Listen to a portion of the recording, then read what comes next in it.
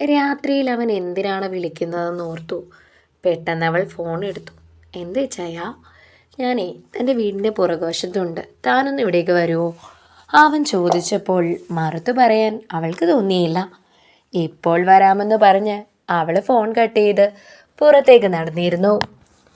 എന്താ പെട്ടെന്ന് കാണണമെന്ന് പറഞ്ഞത്?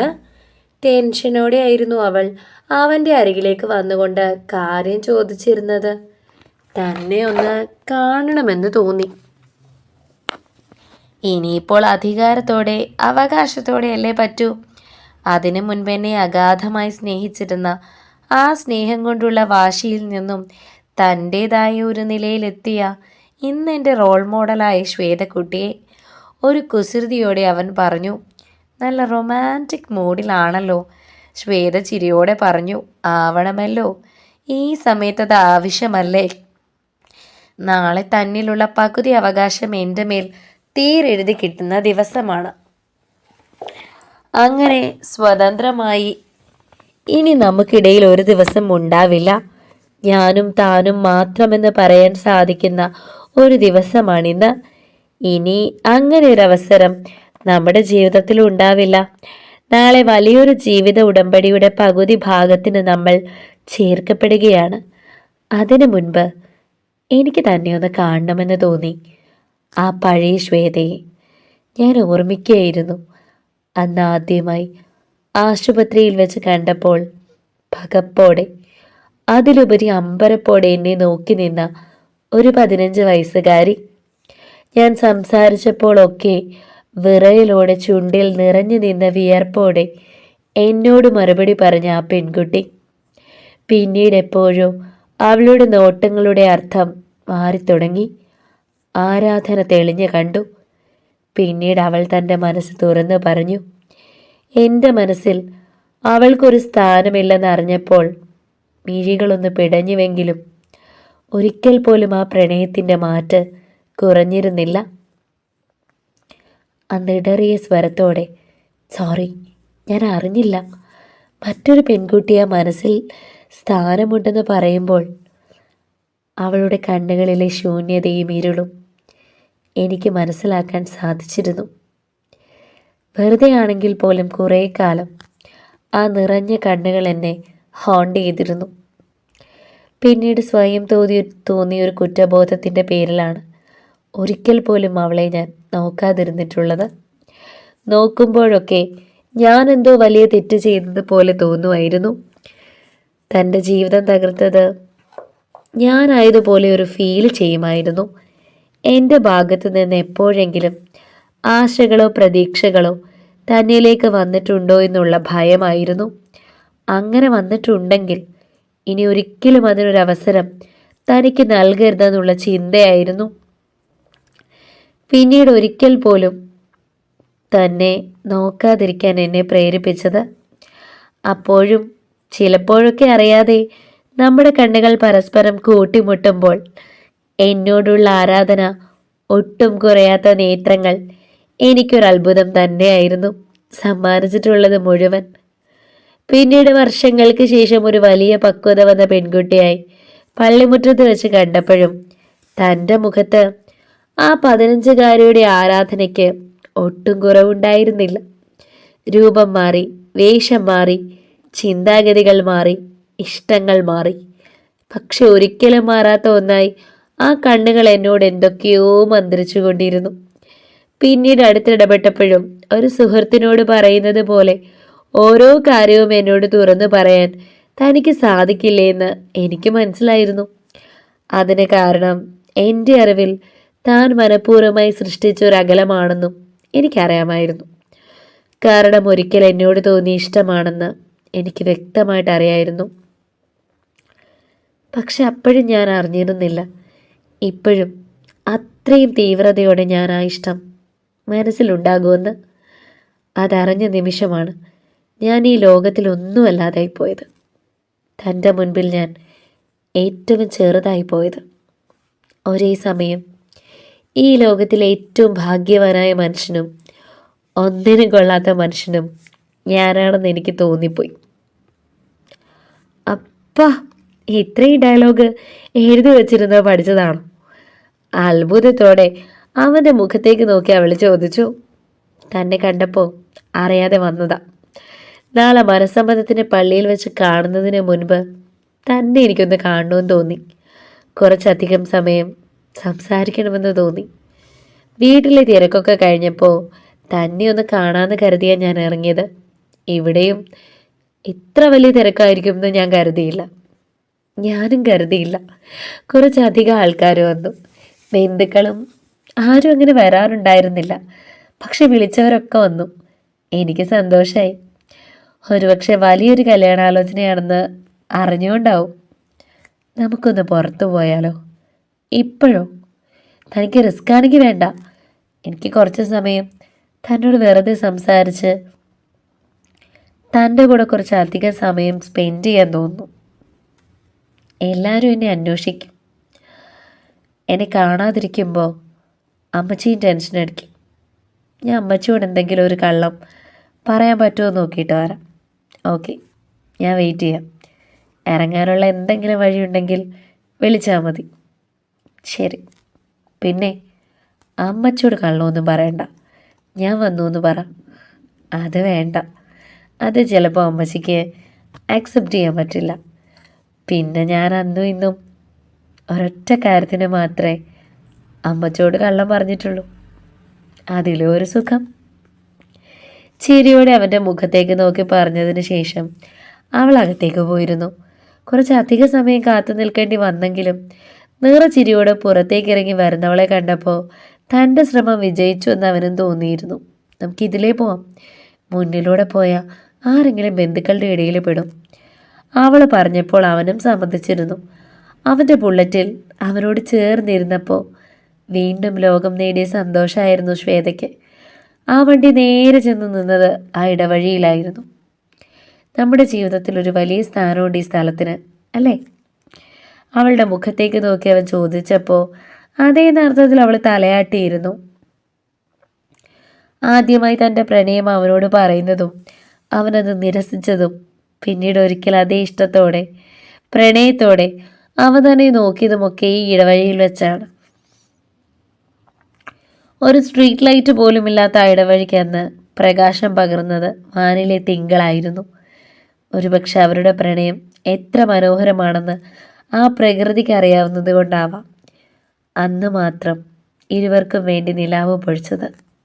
ഇപ്പോൾ ഈ മൊമെൻറ്റിൽ തനിക്ക് എന്നോട് എന്താ തോന്നുന്നത്? ആദ്യമായി ഇരുവരും സംസാരിക്കാൻ തിരഞ്ഞെടുത്ത ആ സ്ഥലത്തേക്ക് ചെന്ന് നിന്നുകൊണ്ട് അവളുടെ മുഖത്തേക്ക് നോക്കി അവൻ ചോദിച്ചു. എനിക്കറിയില്ല. എന്തു മറുപടി പറയണമെന്ന് എനിക്കറിയില്ല. ഞാൻ ആഗ്രഹിച്ചിരുന്നു. ആത്മാർത്ഥമായി തന്നെ ഒരുപാട് പ്രാർത്ഥിച്ചിരുന്നു. പക്ഷേ തട്ടിയെടുക്കാൻ ശ്രമിച്ചിട്ടില്ല.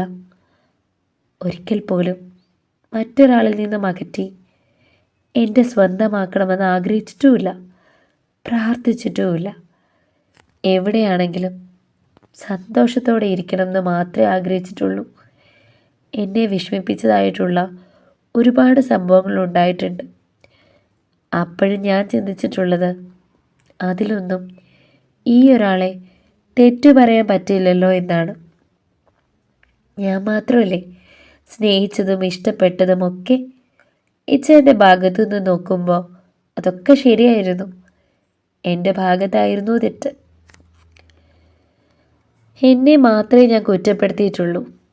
ഒരിക്കൽ പോലും ഞാൻ വെറുത്തിട്ടും കുറ്റപ്പെടുത്തിയിട്ടുമില്ല. ഇപ്പം ഈ നിമിഷം എനിക്ക് സ്വപ്നതുല്യമാണ്. സിനിമയൊക്കെ കാണുന്നത് പോലെ, ലക്ഷ്യപ്രാപ്തി നേടിയതുപോലെ. നമ്മൾ തമ്മിൽ സമാന്തരങ്ങളായിരുന്നു എന്നാണ് ഞാൻ വിചാരിച്ചത്. പക്ഷേ നമ്മൾ ഒരുമിച്ച് ചേരേണ്ട രേഖകളായിരുന്നു. ഞാൻ ഒരിക്കൽ പോലും കരുതിയിരുന്നില്ല സന്തോഷത്തിനുമപ്പുറം ഒരു സ്വപ്നത്തിൽ നിൽക്കുന്നത് പോലെ എനിക്ക് തോന്നുന്നത്. എല്ലാം കംപ്ലീറ്റ് ആയതുപോലെ, ഒരു വലിയ പരീക്ഷ ജയിച്ച് എല്ലാവരെയും തോൽപ്പിച്ച് നിൽക്കുന്നത് പോലെ. ഒരു മനുഷ്യൻ്റെ ഏറ്റവും വലിയ സന്തോഷം എന്ന് പറയുന്നത് അവർക്ക് പണം ഉണ്ടാവുന്നതോ കൂടുതൽ ഡിഗ്രികൾ ഉണ്ടാവുന്നതോ നല്ലൊരു ജോലി ഉണ്ടാവുന്നതോ ഒന്നുമാണെന്ന് ഞാൻ വിശ്വസിക്കുന്നില്ല. സന്തോഷവും മനസ്സമാധാനവുമാണ്. അതെവിടുന്ന് കിട്ടുന്നു അവിടെയാണ് ഓരോ മനുഷ്യൻ കംപ്ലീറ്റ് ആവുന്നത്. ആ ഒരു സന്തോഷവും മനസ്സമാധാനവും ഒക്കെ ഇവിടെ എനിക്ക് കിട്ടുമെന്ന് ഒരു വിശ്വാസമുണ്ട്. Now I feel completed. Really? അവളുടെ ഇടുപ്പിൽ പിടിച്ച് അവളെ തന്നോട് ചേർത്ത് പിടിച്ചുകൊണ്ട് അവൻ ചോദിച്ചു. ഏറെ പ്രണയത്തോടെ അവൻ്റെ ചുണ്ടിൽ നേർമയായി മുത്തിക്കൊണ്ടാണ് അവളതിന് മറുപടി പറഞ്ഞത്.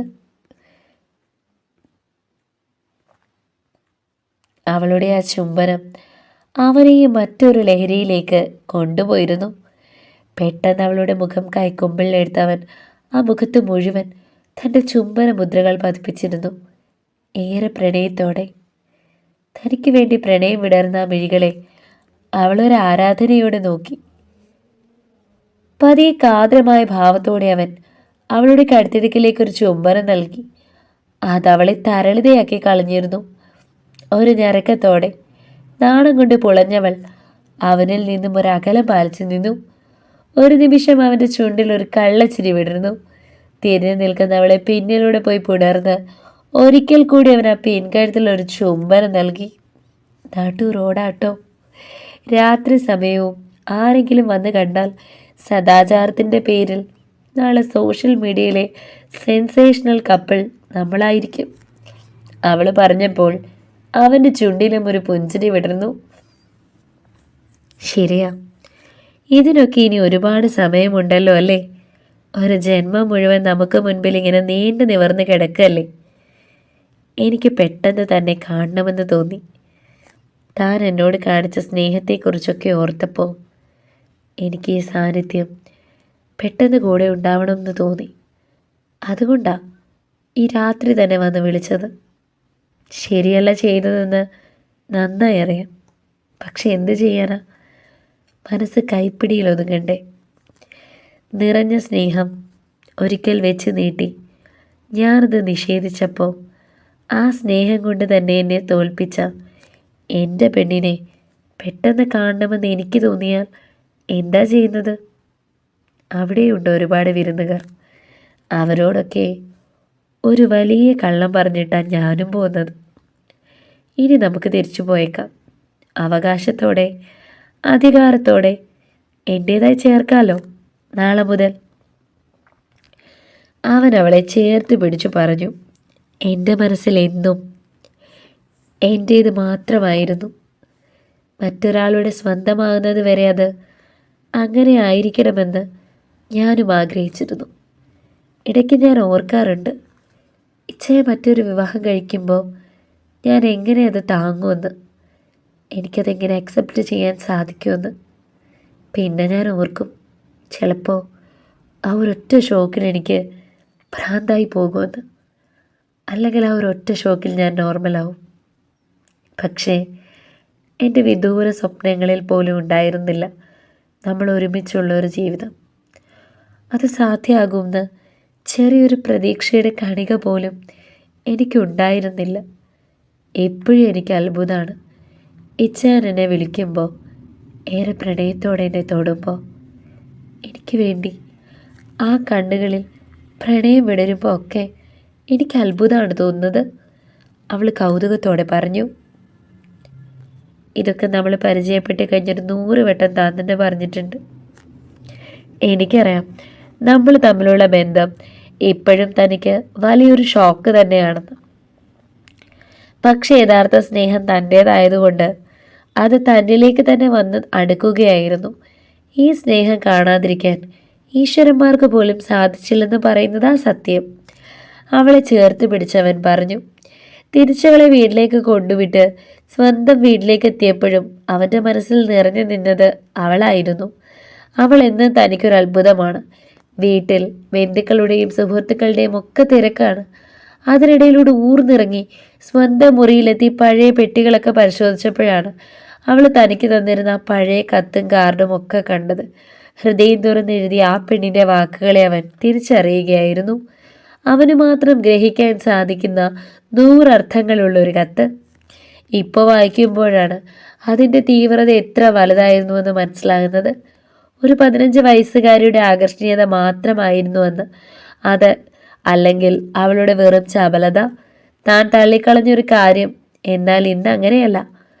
അന്ന് അവൾ എഴുതിയത് കത്തല്ല, ഹൃദയമായിരുന്നു എന്നും അത് മഷി കൊണ്ടല്ല ചോര കൊണ്ടാണ് പകർത്തിയത് എന്നും ഇന്നവന് നന്നായി അറിയാം.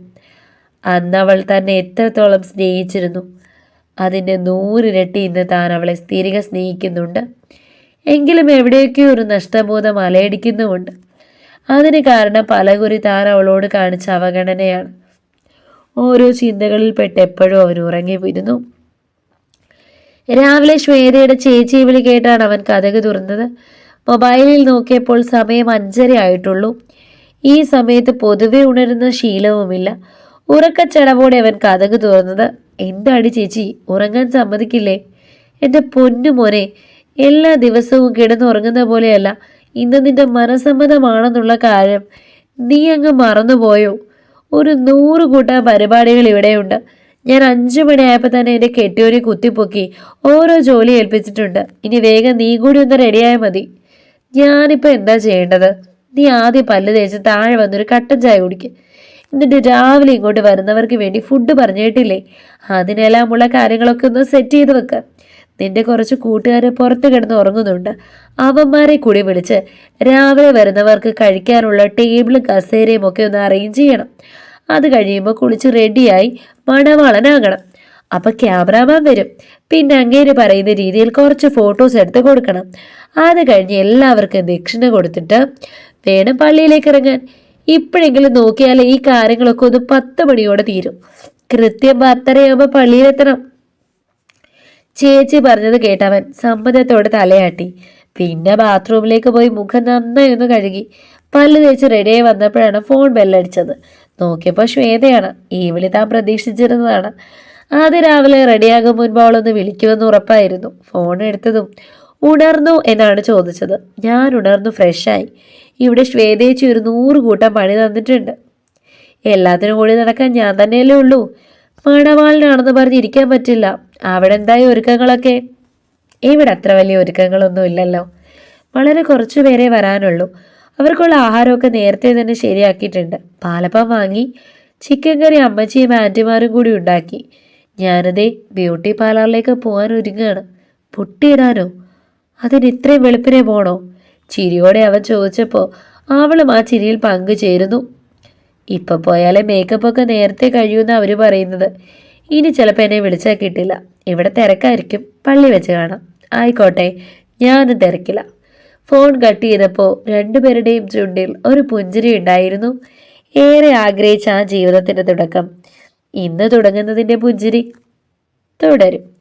അടുത്ത ഭാഗങ്ങൾക്ക് വേണ്ടി ചാനൽ സബ്സ്ക്രൈബ് ചെയ്യാൻ മറക്കല്ലേ.